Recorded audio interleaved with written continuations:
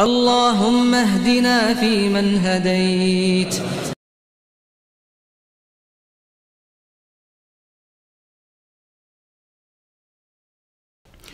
اللہم اہدنی فیمن ہدیت۔ خدا سے ہدایت کا سوال۔ ابن آدم کی سب سے بڑی مراد، معلوم ہوا یہ شخص جو قادر مطلق کے آگے عاجزانہ ہاتھ پھیلائے کھڑا ہے، سب سے بڑھ کر فکر مند ہے تو اپنے قلب و نظر کے لیے جو ہدایت کا اصل محل ہے۔ ذرا اس بندے کے ذوق کا اندازہ کرو، پہلا سوال ہی خدا سے کیا تو کیا کیا؟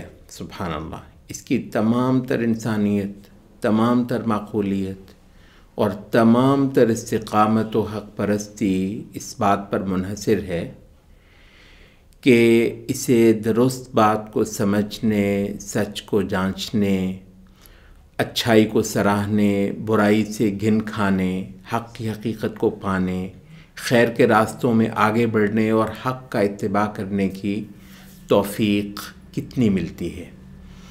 لہذا سب سے پہلا سوال خدا سے یہی کیوں نہ ہو؟ سب سے بڑھ کر خیرات یہ اپنے اسی قلب و نظر کے لیے کیوں نہ مانگے جو اس کے وجود کا ظرف ہے؟ خدا سے یہ فریاد کیوں نہ ہو کہ اس ظرف میں خدایا کوئی غلیظ مادہ پڑا نہ رہے، یہاں کسی بدبودار شے سے انس باقی نہ رہے، ان سب غلاظتوں سے دھل کر یہ نرا حسن کا متلاشی اور عمدہ اشیاء کی آماجگاہ بنے یہ شخص، اور یہاں سے ایسے ایسے اعلیٰ رویے پھوٹ کر آئیں کہ خدا بھی ان پر راضی ہو اور مخلوق بھی فرفتہ۔ الخلیل شارح زاد المستقنع کہتے ہیں اللہم اہدنی فی من ہدیت، یہاں انسان ہدایت علم کا بھی سوال کرتا ہے اور ہدایت عمل کا بھی۔ اللہم اہدنی فی من ہدیت، اچھا، ہدایت علم اور ہدایت عمل۔ ہدایت علم کا مطلب انسان پر حقیقت امر منکشف ہونا، حق اور باطل کا فرق کھل جانا، زندگی کے ہر موڑ اور ہر دو راہے پر درست سمت کا سائن نظر آ جانا۔ اچھا، جبکہ دوسرا ہدایت عمل کا مطلب قلب کا وہ جو حق جانا تھا اس حق کو قلب کا اب قبول بھی کر لینا، اس کے آگے سر تسلیم خم ہونا اور اعضاء و جوارح کا اس پر عمل پیرا ہونا، ہر موقع پر حق کی قیمت دے سکنا، ہدایت عمل۔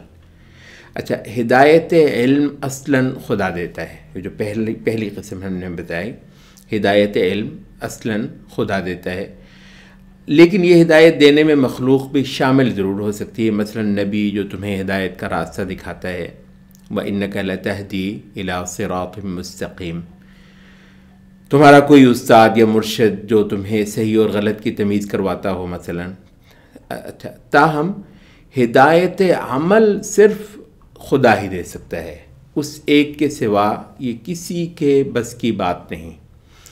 اس بے بسی کا اندازہ بس یہاں سے کر لو کہ تمہارے سامنے یہ خاتم الانبیاء صلی اللہ علیہ وسلم اپنے سب سے بڑے محسن ابو طالب ابن عبد المطلب کو ایمان کا ایک بول بلوانے کے لیے اپنا پورا زور صرف کر دیتے ہیں، مگر ادھر سے وہ ایک چھوٹا سا بول سامنے آ کر نہیں دے رہا، اور نبی صلی اللہ علیہ وسلم کا ایک اتنا پیارا آپ کی آنکھوں کے سامنے ایمان کے بغیر جان دے دیتا ہے۔ ہدایت عمل، ہدایت کی اس دوسری قسم کی نفی غیر اللہ سے اس آیت میں کی گئی ہے، اِنَّكَ لَا تَهْدِي مَنْ أَحْبَبْتَ وَلَكِنَّ اللَّهَ يَهْدِي مَنْ يَشَاءُ وَهُوَ أَعْلَمُ بِالْمُهْتَدِينَ۔ حالانکہ پہلی جو قسم تھی ہدایت علم، اس کے بارے میں کہا تھا وَإِنَّكَ لَتَهْدِي إِلَىٰ صِرَاطٍ مُسْتَقِيمٍ، تو ہدایت دیتا ہے۔ اچھا، یہاں ہدایت عمل کی بات ہوئی تو کہا اِنَّكَ لَا تَهْدِي مَنْ أَحْبَبْتَ، تو اپنے کسی پیارے کو ہدایت نہیں دے سکتا۔ اچھا، اِنَّكَ لَا تَهْدِي مَنْ أَحْبَبْتَ وَلَكِنَّ اللَّهَ يَهْدِي مَنْ يَشَاءُ وَهُوَ أَعْلَمُ بِالْمُهْتَدِينَ، تو اپنے پیارے کو ہدایت کرنے والا نہیں، ہاں اللہ جسے چاہے ہدایت کر دے اور وہ خوب جانتا ہے ہدایت پانے والوں کو۔ اچھا، اس لیے یہ جو اس بے توجہی سے نکلنا اور دھیان کرنا کہ تم خدا سے یہاں یہ کہتے ہوئے اللہم اہدنی فی من ہدیت کیا زبردست چیز مانگنے جا رہے ہو. ایک ایسی شے جو جہان میں کسی کے دینے کی نہیں. اللہم اہدنی فی من ہدیت. انبیاء بھی اپنے عزیزوں کے لیے بس اس کی تمنا ہی کر سکے. بادشاہوں کے خزانے میں بھی یہ چیز نہیں ملتی جو اس وقت تم خدا سے مانگنے لگے ہو. اللہم اہدنی فی من ہدیت. اور جو کہ اگر تمہیں نہ ملی تو تم حقیقتاً ہلاک اور برباد ہو. اس بربادی کے گڑھے سے تمہیں نکالنے کے لیے اگر وہ مہربان ہاتھ نہ بڑھائے تو دنیا میں تمہارا کوئی پرسان حال نہیں، حتیٰ کہ تم خود بھی نہیں. 4 دن کی زندگی اور پھر اللہ رحم کرے دہکتی آگ ہمیشہ ہمیشہ کے لیے. اب ذرا اپنی خوش قسمتی کا اندازہ بھی کر لو کہ اس شان کریمی کے مالک سے تم نے کیا چیز مانگ لی ہے. اور اگر تم خدا سے یہ مانگنے میں سچے ہو جس وقت یہ کہہ رہے ہو اللہم اہدنی فی من ہدیت، تو یقین رکھو کہ تمہارے یہ ہاتھ اس نے اپنے آگے تبھی اٹھنے دیے جب اس کا تمہیں یہ خیرات دینے کا ارادہ ہوا. ہر کسی کو تو یہ مانگنے کی سعادت نہیں، بلکہ شعور ہی نہیں. یہ تو درود ہو محمد صلی اللہ علیہ وسلم پر اور آپ کے آل اور اصحاب پر، جن کے دم سے آج تم ان مسجدوں میں کھڑے توحید کے واسطے دے دے اس کے آگے ہاتھ پھیلائے کھڑے ہو. اللہم اہدنی فی من ہدیت. شارح زاد المستقنع کہتے ہیں اول ذکر جس کو ہم نے کہا تھا ہدایت علم، اس کو ہدایت ارشاد، اور ثانی ذکر جسے ہم نے ہدایت عمل کہا تھا اسے ہدایت توفیق بھی کہا جاتا ہے. ہدایت ارشاد اور ہدایت توفیق خوب جان لو. پہلی قسم ہدایت کی وہ ہے جو فرعون اور ابو جہل اور ابو لہب کو بھی ملی تھی، مگر یہ اکیلی ان کے لیے فائدہ مند نہ ہوئی. جبکہ دوسری قسم ہدایت کی وہ ہے جو ابو بکر، عمر، بلال، سلمان وغیرہ کو ملی رضی اللہ عنہم، اور ان کے نصیب ہرے کر ڈالے.